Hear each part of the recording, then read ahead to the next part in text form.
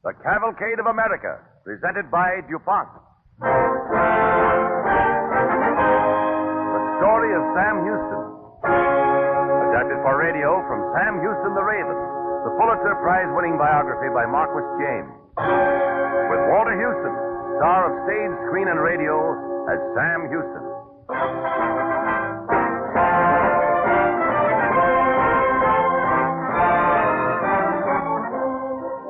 The DuPont Company, makers of better things for better living through chemistry, brings you the Cavalcade of America. Tonight, instead of our story about the Pilgrim Fathers, as announced, we are presenting the drama of a great, colorful American character, Sam Houston. And here is Dr. Frank Monahan, professor of history at Yale University, the Cavalcade of America's historical advisor. Dr. Monahan. In certain dramatic moments of the past, the fate of a nation has marched side by side with that of an individual. These individuals are the molders of the future.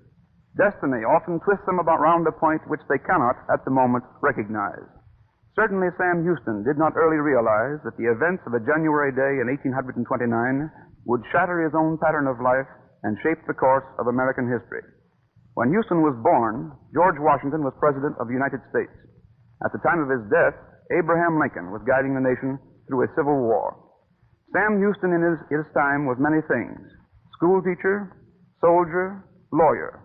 He was the governor of Tennessee, a United States senator, the first president of the Republic of Texas. At one time, he seemed scheduled for the presidency of the United States. This office is one which most men do not deliberately avoid. Yet Sam Houston, when all seemed most promising, renounced it all. He defied destiny, but he could not escape it. Tonight, we introduce Sam Houston at a decisive turning point, not merely in his own career, but in the history of the United States. This turning point was the 22nd of January, 1829. Snow is falling over the Cumberland Valley in Tennessee.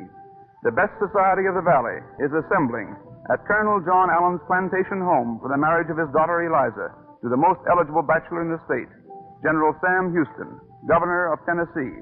The bride's mother is adjusting the wedding veil. Eliza, stop it, I tell you. Please stop it. How can you behave this way? Mother, I can't help it. I can't help it. You want everyone to hear? How can you be so ungrateful after all Papa and I have tried to do for you? Oh, but, Mama, I don't love him. Oh, no. Now every girl feels that way. I thought I didn't want to marry your father. Come along now. Dry your eyes. You'll see. You'll be all right. Nothing will ever be right if I marry him. I won't go through with it. Eliza, you don't know what you're saying. The finest man this side of the Allegheny. Oh, no. A friend of the president himself. You'll thank your lucky stars someday. Why, you might even be the first lady of the land. Oh, please, Mother. There's the music. Come on, honey, dry your eyes. It's time to start downstairs. You're a beautiful bride, dear.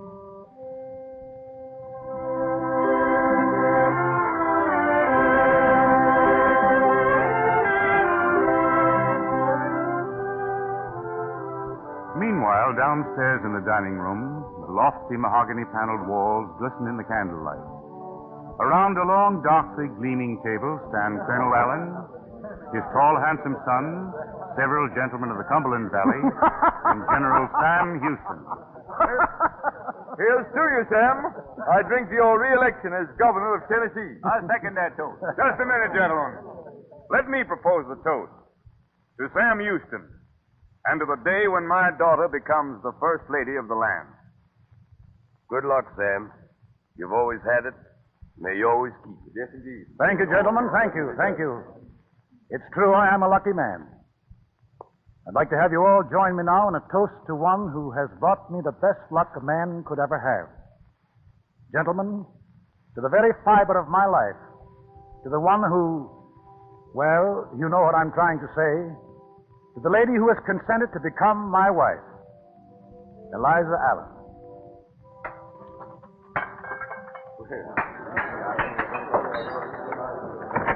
Father, Eliza's ready.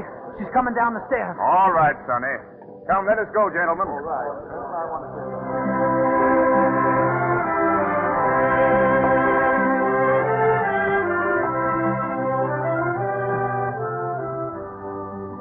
Wilt thou love her, comfort her, honor and keep her in sickness and in health, and forsaking all others, keep thee only unto her, so long as ye both shall live? I will. Eliza Allen, wilt thou have this man to be thy wedded husband? Wilt thou love him, honor and obey him, and keep him in sickness and in health, and forsaking all others, keep thee only unto him, so long as ye both shall live? I will.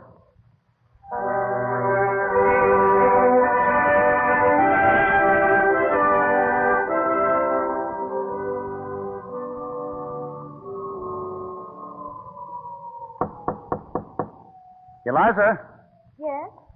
may I come in? Yes. Come in. Oh, Eliza, I missed you. I looked everywhere for you, but it's all right now. Oh, you were so lovely. The center of all eyes. I don't blame you wanting to be alone for a while. Yes, I know.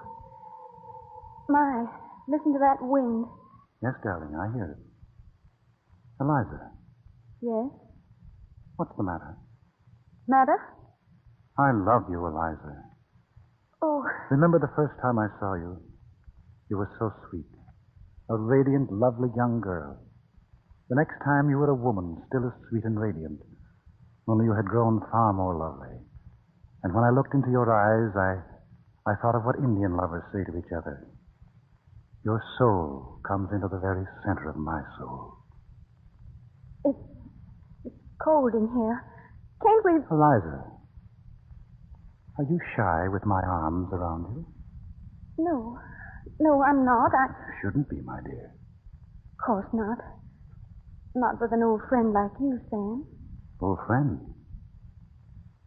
Why don't you speak plainly? No. No, there's nothing to say. There must be something, isn't there? Say it, dear. I can't. I can't say it. Yes, you can. You must. What is it, Eliza? Tell me. Don't. Don't ask me. I've got to know, Eliza. I have a right to know. Now, what is it? Are you blind? You ought to know it. I don't love you. I never have and I never will because I love someone else. You married me in love with another man? Yes, I did. How many times must I tell you? Yes. I married you because my father wanted me to. Because you're a great man. The governor of Tennessee. Your father made you do this? Please, don't say any more. Please, leave me alone. Good night, Eliza.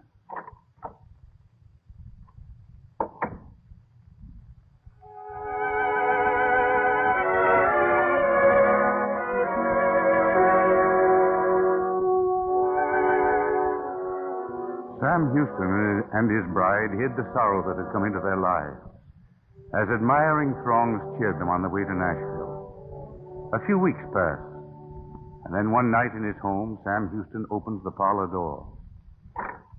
Oh, Sam, you startled me. Good evening, Eliza.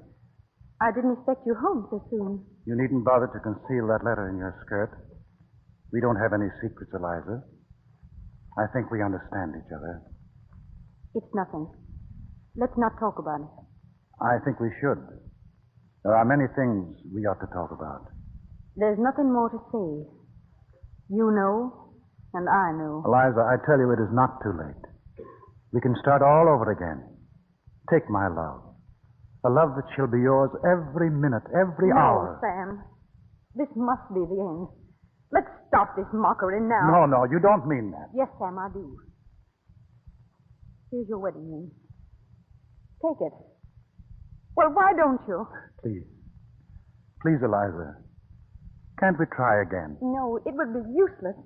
You know that. Here's your ring. Now I'm going to say good night. Please, Eliza. Please. Listen, forgive me. It's my fault. Forgive me and try to understand this torment in me. But don't leave me, Eliza. Don't leave me. We can go on together. I need you so, my darling. Eliza, wait. Where are you going?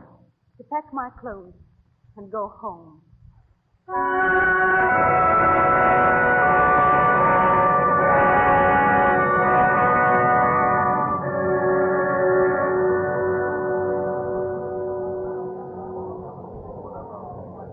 Listen to 'em out there, Sam. They say you wronged your bride, a southern woman, an Allen. They're angry because they don't understand. But we've known each other since your ma brought you to Tennessee in a wagon. Are you hearing what I'm saying to you, Sam? I hear you. I can finish this letter and listen. Well, then, you've got to tell the folks why Eliza... What is there to say? It isn't for the public. It's a private affair, and as far as I'm concerned, it will remain so. It won't be that way, Sam. Folks are looking for you to say something. You're the governor. You just can't do things that way. I'm resigning as governor. Sam, no. Yes. You mustn't do it. Yes, here's the letter, Sheriff. Deliver it to the Speaker of the Senate. Sam, you can't do this. I've made up my mind. You'll realize I did the right thing after I've gone. Gone? What do you mean, gone, Sam? I'm going away, Sheriff. Somewhere where there's kindness and peace. And I'm never coming back.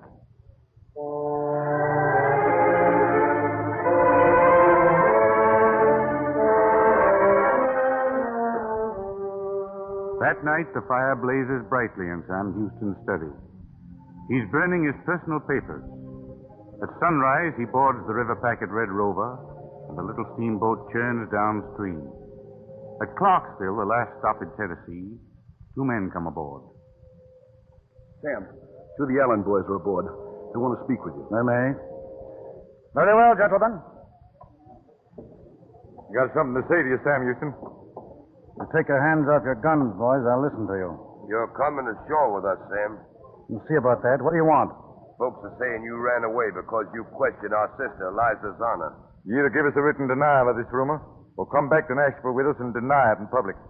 We haven't much time. The passengers are looking this way. So make up your mind. I will do neither. Take care. Will you passengers bear witness to the request I entrust to my brothers-in-law? Thank you.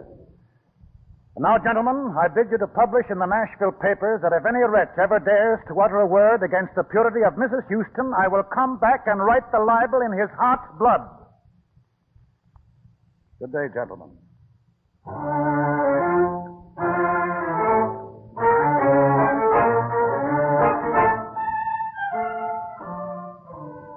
Sam Houston vanished from the white man's civilization to take up his life in the wilderness that is now Oklahoma, in the domain of the Cherokee Indians, a people with whom he lived as a boy.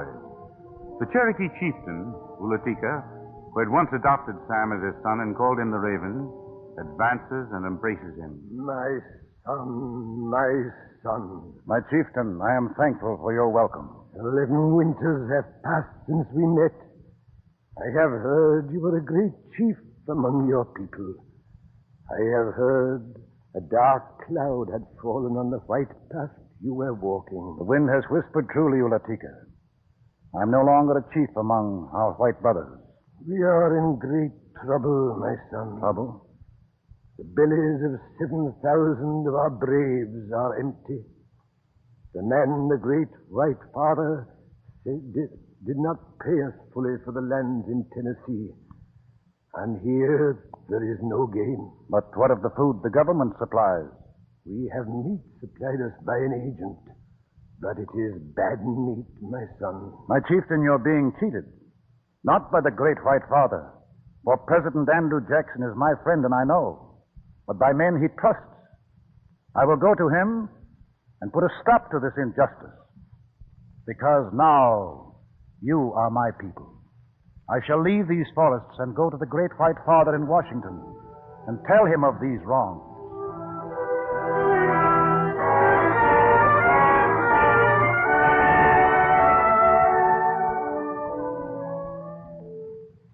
By the tarnal, Sam Houston, what's the idea of coming in the White House togged out in that wigwam blanket? We could tend to your business without you putting on moccasins and that Indian shirt. I don't like it.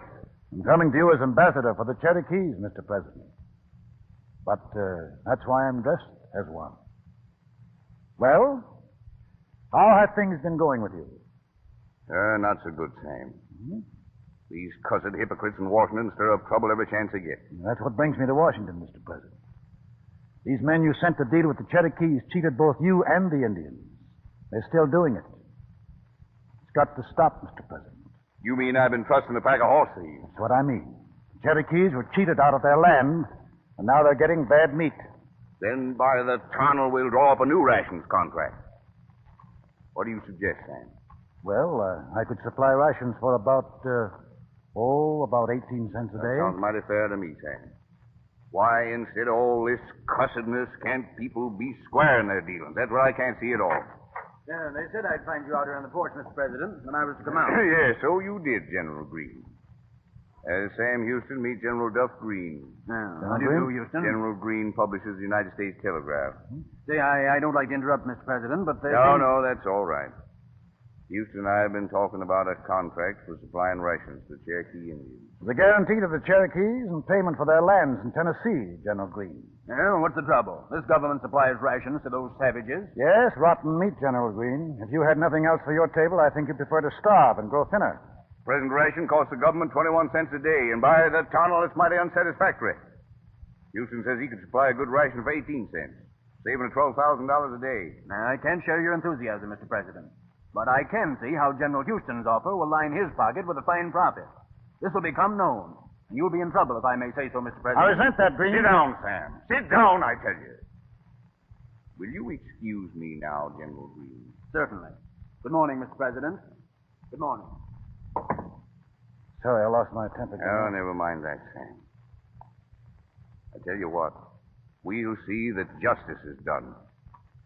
Those Cherokees will get paid in full for their lands in Tennessee, and by the tunnel, I'll tell the Secretary of War to give you that ration contract. I thank you. Not for myself, General, but for my people.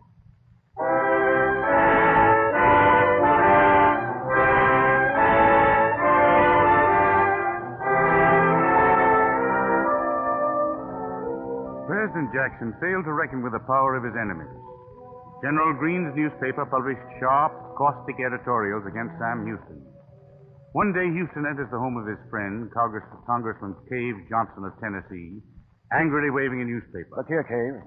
General Green has published a speech by William Stanberry, congressman from Ohio. Were you in the house when Stanberry spoke? Yes, Sam, I was. Listen, Cave. Did he say the Secretary of War had been dismissed from the cabinet because he tried fraudulently to give me a contract to feed the Cherokees? Did he use that word, fraudulently? He did, Sam. That's all I want to know. Where's that walking stick I gave you? It's in the hat rack, Sam. Mind if I borrow it for a few days? What on earth you want with it? Well, nothing much. I just want to take a stroll down Pennsylvania Avenue and teach a horse thief some manners.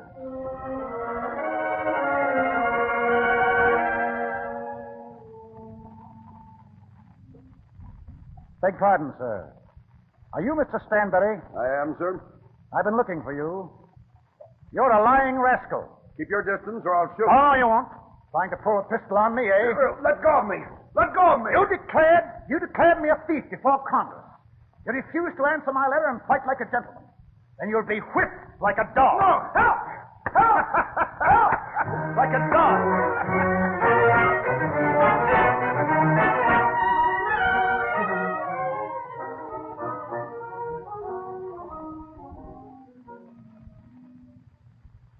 This affair's disgraceful, Sam. By the tunnel, disgraceful. I know, Mr. President. But I did everything a gentleman could. I wrote Stanberry a letter. He sent it back unopened. No excuses. You've assaulted a member of Congress for words spoken in his seat in the House of Representatives. Now you'll be arraigned and tried. Expect I will be, sir. I'm ashamed of you, Sam Houston. Look at yourself in that old buckskin coat and Indian shirt. Haven't you any other clothes? No, sir, I haven't. Well, get some. Here, borrow this. Pick up that purse. Do as I say, sir. Buy yourself some civilized clothes. Look like Sam Houston.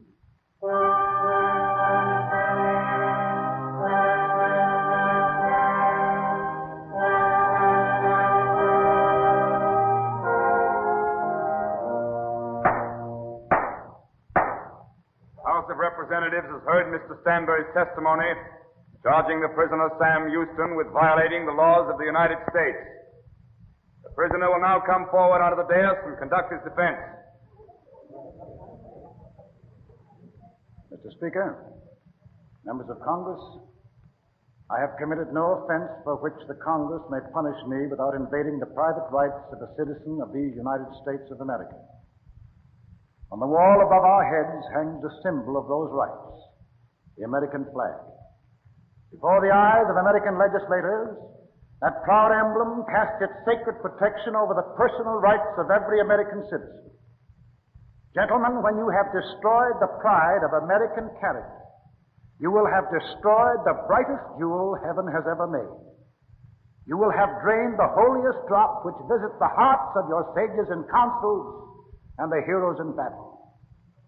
But so long as those glittering stars remain aloft, so long I trust shall my rights, shall the rights of every American citizen remain safe, till discord shall wreck the universe and time itself shall cease. Order! Order! Order! Order!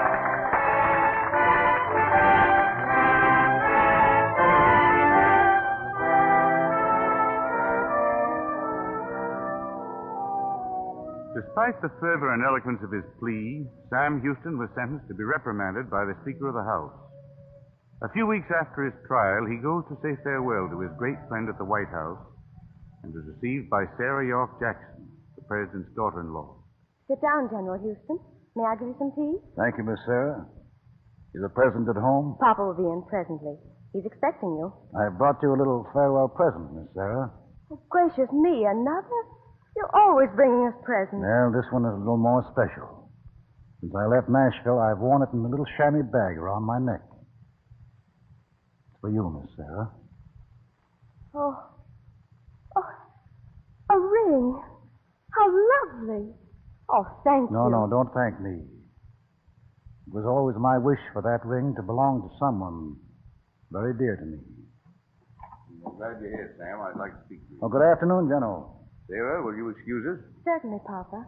Look, General Houston has given me another present. The most lovely ring.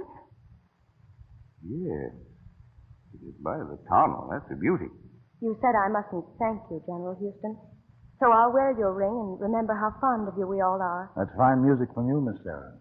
Now run along, Sarah. Yes, Papa. I wager there's a present for you, too, in General Houston's package. Sam, wasn't that the ring you gave to your wife? Yes, it was. Then you don't want to go giving it away to Sarah. Day may come when Eliza will ask you to give it back to her. I'd hoped for a time Eliza might get over the way she felt about me. Now I know she won't. That's why I gave her ring to Sarah. It shuts the door. Now it's time to shut the door on another failure. Here's my farewell present for you, sir. My ceremonial Indian costume. Now, listen, my boy. I wouldn't get all riled up over that work among the Cherokees if I was you.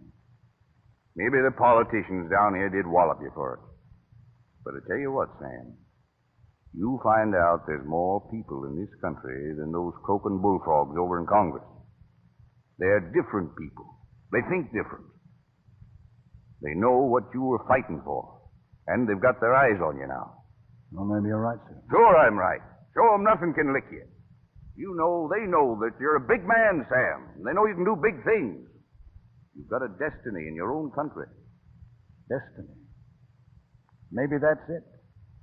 Perhaps there's something more to a man's life than his own sorrows. I reckon they just sort of hit him in the heart to prepare him for something he doesn't understand. Maybe it's in the West that I'll find it. The Empire of Texas. Remember, General, I spoke to you once about Texas, and you said I wasn't ready then. But perhaps now my work lies in Texas. Texas. It's a big job, Sam. Texas should be in the Union. Should be, and by the eternal it shall. That's what I promise you, General. By the eternal.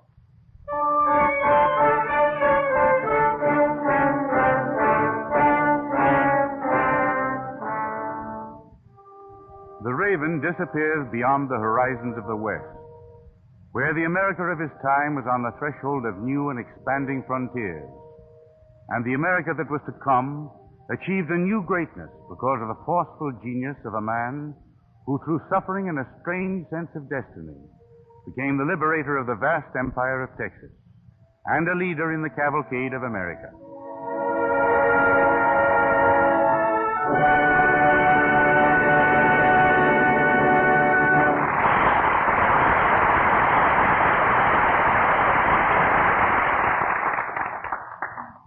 Thank you, Walter Houston. We're honored to have you as our guest tonight on the DuPont Cavalcade. And now, before we hear from Dr. Monahan about next week's program, we have a story from the wonder world of chemistry. If you were traveling in the southern part of the United States these January days, you'd see a familiar picture, perhaps be part of it. For already the southern farmer is doing his planting. In those tiny seeds he's planting, there's the making of success or failure. Seeds can carry diseases that will ruin crops. And if crops fail due to disease in the seed, that means bad luck for everyone. For crop failures make your groceries cost more. Well, that's where chemical research steps in to help the farmer and everybody who buys the things the farmer raises. Today, chemists provide disinfectants for treating seeds before they are planted. An accident that happened almost 300 years ago marked the beginning of chemical seed treatment. About the year 1670, a sailing vessel loaded with wheat was wrecked near Bristol, England. Farmers living along the coast salvaged some of the grain from the wreck. But since the seawater had spoiled it for flour, they planted it for seed. They noticed that the wheat grown from this seed was fairly free from disease, while crops grown from ordinary seed were not nearly as healthy. The news spread, and for about 100 years it was common practice to treat seed with salt water. It was not until our own times, after the turn of the 20th century, that the greatest progress was made in seed treatment. DuPont chemists, among others, realized that here was a real need to be filled by chemistry. Today, the farmer can protect his crops against disease, no matter what he wishes to grow, because chemists are supplying materials that do the job and do it well. When you look at a kernel of seed corn, the surface seems hard and smooth like a piece of china. Actually, it is full of tiny cracks that are hiding places for harmful germs. To reach these parasites, scientists have devised chemicals that, by contact or by forming a gas, penetrate every crack. The results of seed treatment are clearly shown at harvest time. Potatoes, for example.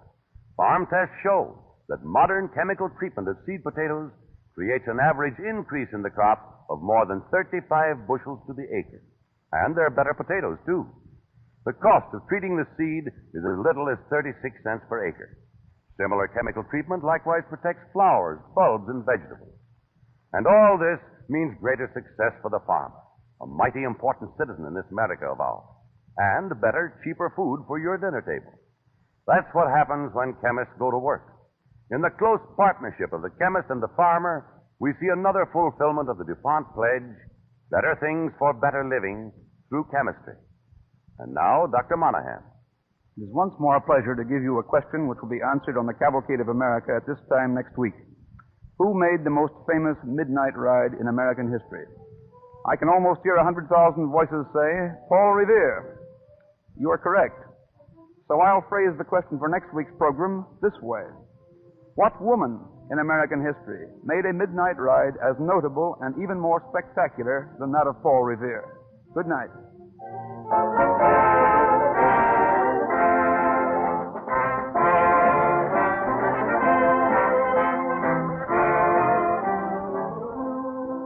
orchestra and musical effects this evening, as usual, were under the direction of Don Voorhees.